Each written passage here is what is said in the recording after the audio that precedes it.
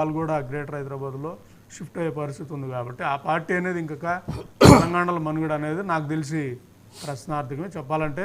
So ఇది దీని తాలూకు ఇక్కడ నేను చెప్పదలుచుకుంది అసలు రాష్ట్రంలో ఈ రెండు ప్రభుత్వాలకు సంబంధించి మీరు పార్టీ గురించి మాట్లాడారు కదా, మీ కాంగ్రెస్ పార్టీ చరిత్ర మేము చెప్తాను. ఏ విధంగా అయితే దేశాన్ని విడదీసి ఆర్టికల్ 370 అవన్నీ మరుసటి పార్టీ చరిత్ర చెప్తున్నా. దేశ నిర్మాణంలో మా పార్టీ ఉంది, ఆ విధంగా చేశారు. దేశ నిర్మాణంలో మా పార్టీ ఉంది. నిర్మాణం ఏ విధంగా చంద్రబాబు నాయుడు గారు మా పార్టీ నుంచి వచ్చారు. కాంగ్రెస్ నాయకుడు ప్రస్థానం మా పార్టీ, చెప్పేది మా పార్టీ చెప్పేది మా పార్టీ గారు ఆర్టికల్ 370 తెచ్చి వక్ఫ్ బోర్డ్ యాక్ట్ తెచ్చి ఏ విధంగా తెలుగు రాష్ట్రాన్ని విడదీసి కూడా మళ్ళీ అక్కడ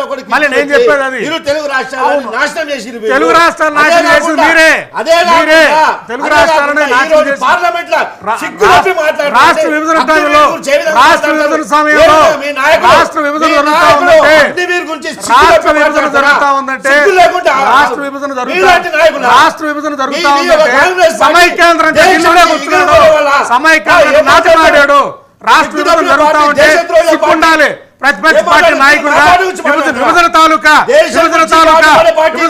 అంశాలు మాట్లాడకుండా రెండు కలిసి సిద్ధాంతం మాట్లాడిన నాయకుడు, రెండు కలిసి సిద్ధాంతం మాట్లాడాడు. కాంగ్రెస్ పార్టీ కాదు నాశనం చేసింది, మీ పార్టీ నాశనం చేసింది, మీ పార్టీ నాశనం చేసింది. విభజన సమయంలో సక్రమంగా వ్యవహరించుంటే సమైక్యాంధ్ర ఇప్పుడు కూడా నేను చెప్తున్నా. నిన్న రెండు పార్టీలు మీటింగ్ జరిగాయి. హైదరాబాద్ ఆదాయంలో ఆటో అడుగు, వాళ్ళు మన పోర్టులో వాటర్ అడిగినప్పుడు హైదరాబాద్ ఆదాయం అడుగు. ఎందుకంటే హైదరాబాద్ కూడా ఉమ్మడిగా అభివృద్ధి చేసింది కదా. ఎందుకు అడిగాడు? వీళ్ళ కంపెనీ వీళ్ళ ఆస్తులు అన్ని హైదరాబాద్ లో ఉన్నాయి, అడిగే దమ్ము లేదు. మాట్లాడు ఆంధ్రప్రదేశ్ వాళ్ళు వచ్చి తెలంగాణ వచ్చాయి, ఆంధ్రప్రదేశ్ పోర్టులో వాళ్ళు అడిగితే మీరు హైదరాబాద్ ఆదాయం ఎందుకు అడగలేరు? హైదరాబాద్ ఆదాయం ఎందుకు అడగలేరు? ఎందుకంటే మీ కంపెనీ ఏడ ఉంది, మీరు ఏడా ఉన్నారు, మీ ఆస్తులన్నీ ఏడా ఉన్నాయి కాబట్టి భయం. తెలంగాణలో హైదరాబాద్ ఆదాయం అడిగితే మమ్మల్ని కొడతారని భయం. మా పార్టీ నుంచి వచ్చారు మీ నాయకుడు, మీ పార్టీ నాయకుడే మా పార్టీ, మీ పార్టీ నాయకుడు పుట్టిందే మా పార్టీ నుంచి, మీ పార్టీ నాయకుడు పుట్టిందే మా పార్టీ నుంచి. నేను అనేది ఇప్పుడు అవును అవకాశం ఇచ్చింది కాంగ్రెస్ పార్టీ, అవకాశం ఇచ్చింది కాంగ్రెస్ పార్టీ. అప్పుడు అవకాశం ఇచ్చింది రాజగోపాల్ నాయుడు, నీకు ఇచ్చింది కాంగ్రెస్ పార్టీ. అలాంటి నాయకులు ఎదగడానికి అవకాశం ఇచ్చింది కాంగ్రెస్ పార్టీ. నేను చెప్తుంది అదే, కొత్త వాళ్ళకి అవకాశం రావాలంటే కాంగ్రెస్ పార్టీ కావాలి, కాంగ్రెస్ పార్టీ కానీ. మహేశ్వర్ గారు, ఇప్పుడు షర్మిల గారి యాక్షన్ ప్లాన్ ఏంటి? ఆవిడ ఇప్పుడు జగన్మోహన్ రెడ్డి గారు ఎలాగూ ఎంపీగా కంటెస్ట్ చేస్తానంటున్నారు. సో ఆమె ఏమన్నా పులిపెందుల నుంచి ఎమ్మెల్యేగా కంటెస్ట్ చేసే అవకాశం ఉందా? ఈ ఖాళీ అవుతుంది కాబట్టి, ఆ స్థానం ఖాళీ అవుతుంది కాబట్టి ఇదంతా స్పెక్యులేషన్, పొలిటికల్ స్పెక్యులేషన్. నేనేమి అథెంటిక్గా ఇది జరుగుతుందని చెప్పట్లా. బాగా స్ప్రెడ్ అయింది, ఒక సెక్షన్ ఆఫ్ మీడియాలో స్ప్రెడ్ అయింది. అండ్ మీ పార్టీలో కూడా దీని మీద చర్చ జరుగుతుంది.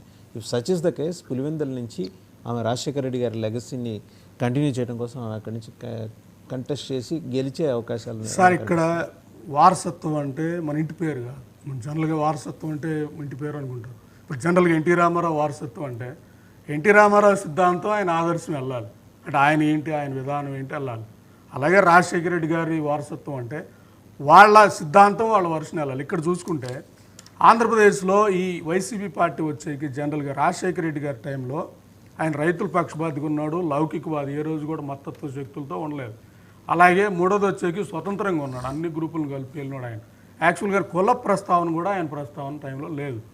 ఇవన్నీ కూడా రాజశేఖర రెడ్డి గారి లెగసీని క్యాప్చర్ చేసి మొత్తం ఓట్ బ్యాంకులతో షిఫ్ట్ చేసుకొని ఇప్పుడు వచ్చిన ఈయన విధానంలో వన్ సైడ్గా ప్రైవేట్ లిమిటెడ్ కంపెనీ, ఇంకోటి బీజేపీతో మనం కూడా చూసాం, బీజేపీకి ఈయన పొత్తు పెట్టాల్సిన అవసరం ఉంది. అంటే ఆయన ఓట్ బ్యాంక్ వేరు, ఆయన వెళ్తున్న చర్యలు వేరు. కాబట్టి మొత్తం కింద క్యాడర్ నేను చూసాను రూట్ లెవెల్ వాళ్ళందరూ కూడా they are not happy with the YCP. ఇంకొక దారుణమైన పరిస్థితి ఏంటంటే కింద ఉన్న క్యాడర్ అంతా కూడా ఇది కూడా కాంగ్రెసే కదా అంటున్నారు, వాళ్ళు వైసీపీ కూడా కాంగ్రెస్ కదా అంటున్నాను. అమ్మ కాంగ్రెస్ వేరు వైసీపీ వేరు అని చెప్తుంటే మమ్మల్ని సోనియా గాంధీ కాపాడింది మద్దతు అంటే సోనియా గాంధీ కాపాడింది వాళ్ళకి అర్థమవుతుంది, కానీ వైసీపీ కాంగ్రెస్ అనేది అర్థం కాలేదు.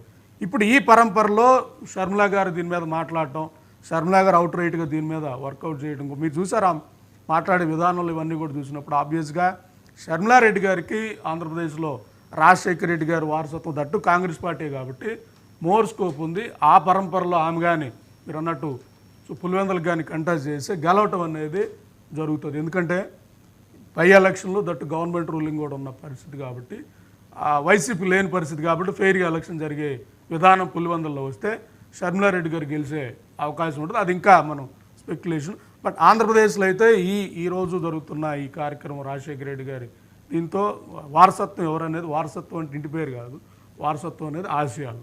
సో ఆయన లౌకికవాదం, రైతు పక్షపాతి, అన్ని వర్గాలను కలిపికెళ్ళారు. రాజశేఖర రెడ్డి గారి ప్రభుత్వాలు అన్ని కులాలు ఉన్నాయి, అన్ని వర్గాలు ఉన్నాయి, అన్ని స్వతంత్రంగా మాట్లాడేవాళ్ళు నాయకులు ఉన్నారు.